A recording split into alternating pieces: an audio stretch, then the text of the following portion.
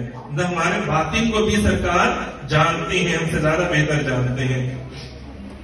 حضور کو علم عطا فرمایا تو آقا علیہ السلام نے فرمایا کہ ہاں بالکل آسمان کے ستاروں جتنی نیکیاں بھی ہیں، فرمایا شاید ان کے دل میں خیال تھا کہ شاید میرے بابا جان کا نام نہیں ہے، فرمایا عمر فاروق کی جو نیکیاں ہیں نا، حضرت عمر فاروق رضی اللہ تعالیٰ عنہ کی، وہ نیکیاں آسمان کے ستاروں جتنی ہیں۔ تو ہم نے پوچھا پھر حضرت ابوبکر صدیق ان کی نیکیاں کتنی ہیں؟ فرمایا یہ ساری نیکیاں ملا کے ابوبکر کی ایک نیکی کا مقابلہ بھی نہیں کر سکتی۔ سبحان اللہ کہنا،